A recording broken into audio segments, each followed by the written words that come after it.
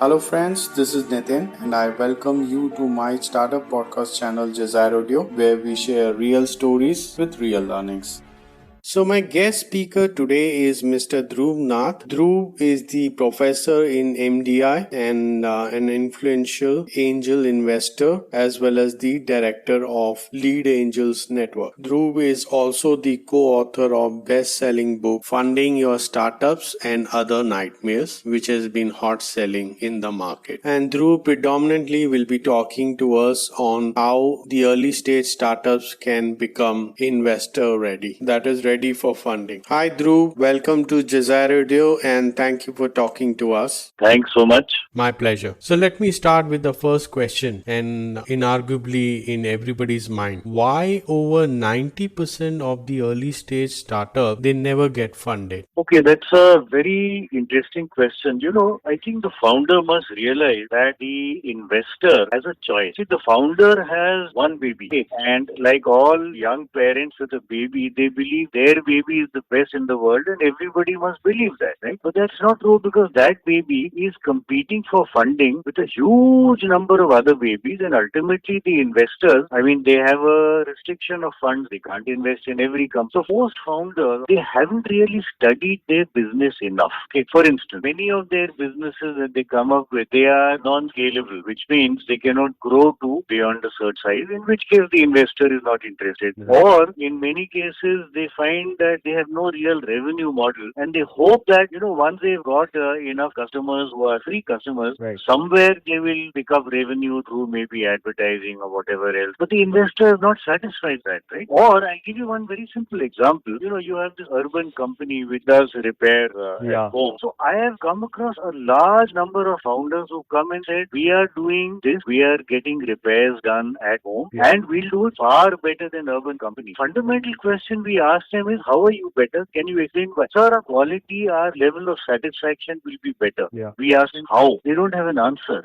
So the point is, you have to realize, the founder has to realize that the investor has a choice and he need not invest in the company just because the founder believes it is great. The investor has to be convinced it is great, and that is not the case in many ways. So I think that's fundamentally the problem. Okay, so particularly post the COVID 19 pandemic, what factors or facets the investor look for in the startup to fund them? I think there are two, three key things that have happened, and founders need to be aware of it. So, Sure. first of all, there are some sectors which are completely out of favor right now, right? So, investors will not even look at them. And these are obvious sectors. Sectors like hospitality, hotel, restaurants, anything to do with movies, outdoor entertainment, not indoor entertainment, gyms, right? So, anybody who's in any one of these sectors, investors will not even look at today. Yes. Secondly, in today's environment particularly, what has happened is COVID has shown investors the fact that there are risks in any startup, and sometimes those risks are not even visible, right? So therefore, what investors are asking today is, show us the revenue, show us traction. If you can show us traction, we are willing to consider you. If you have a great idea with all the best technology, everything else, but you don't have paid customers, sufficient paid customers, haven't been able to show growth, then let us wait for some time. We'll watch your startup and we will only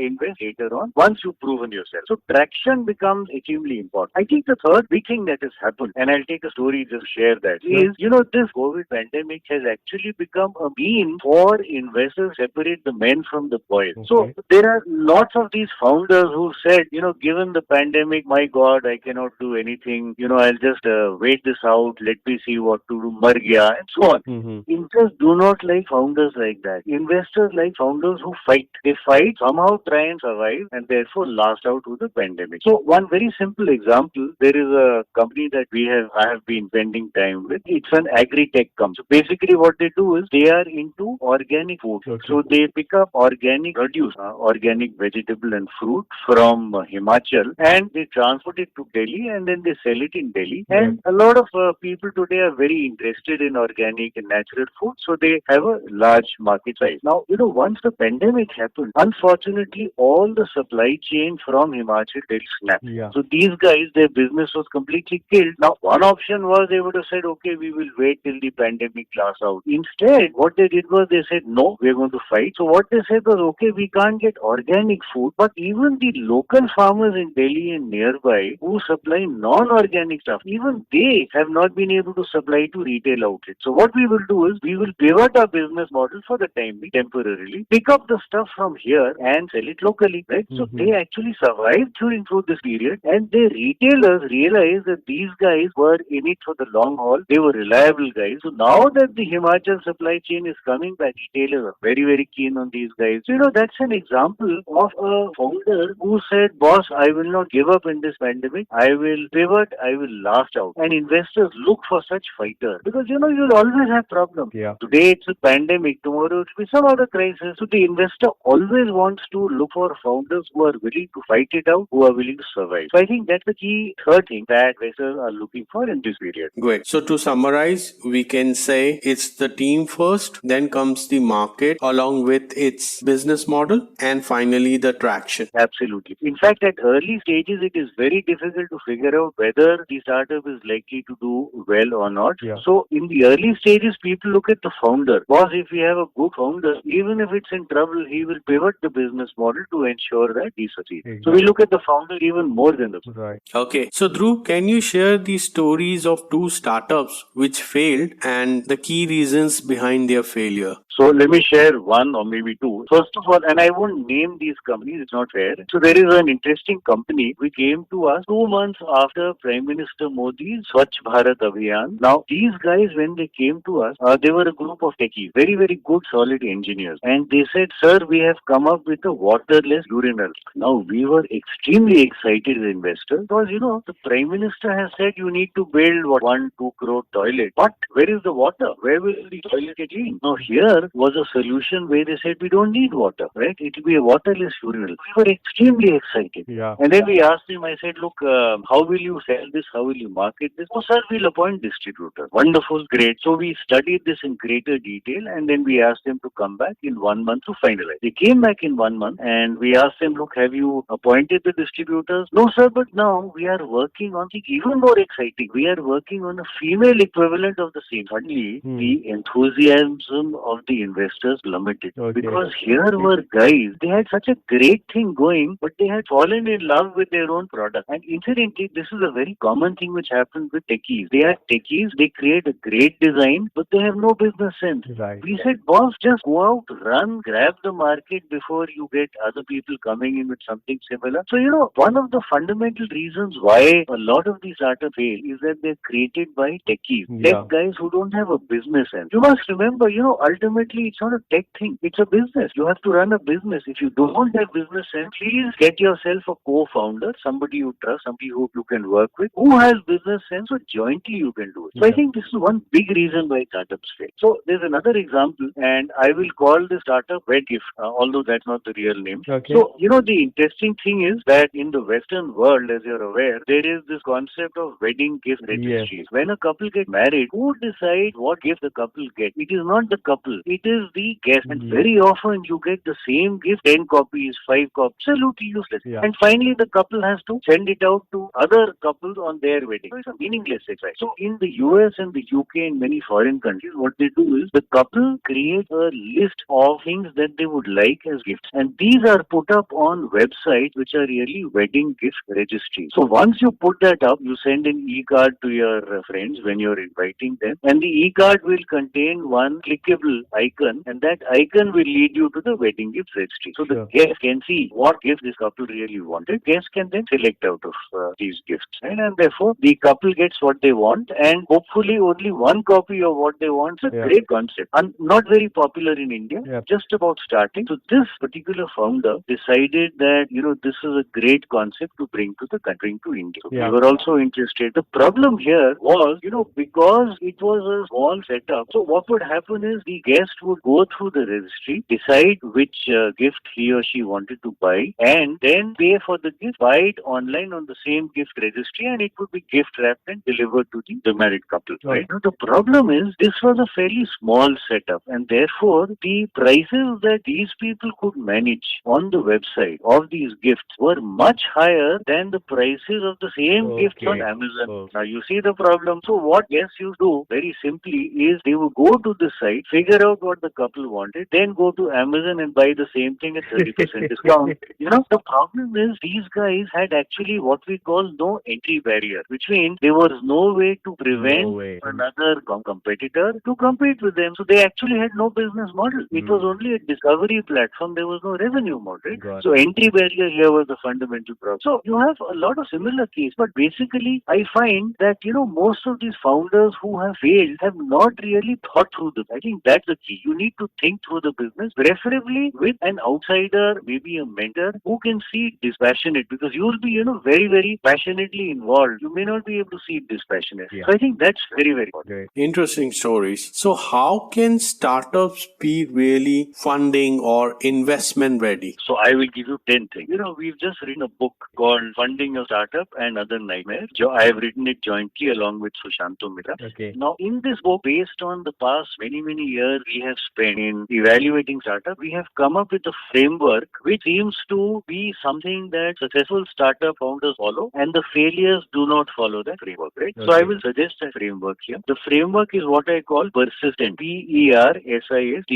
And this, by the way, is an acronym, right? So I'll just share what this means. So the first P, the P in persistent stands for problem. Are you solving a problem for your target customer? Because if you're not, there is no way he's going to pay, right? So that's the first. Second is E, which stands for earnings model. Do you have an earnings model? Are you going to get revenues? If you're not getting revenues, again, you're not viable, right? Then you have R in persistent, which is risk. What are the risks that your startup faces? For example, I talked about wet gift. The fundamental risk is people coming to your site, figuring out what the couple wants, and then going to Amazon and buying. It's a huge risk. Most founders do not look at their potential risk. They assume there'll be no risk, which is wrong. Every business has it, right? Then you have S, which is size of the market. So if your market is not large enough, you can't grow. And if you can't grow, you won't get investors to fund you, right? So you need to be in a market which is large enough. Next is I for innovation. Incidentally, if you have an innovative solution which is tougher to copy, and preferably if you have a patent or two, then your startup is more likely to fundable, because investors, that's what they want to see. They want to see innovative solution, not a me too solution. Right. So after I, you have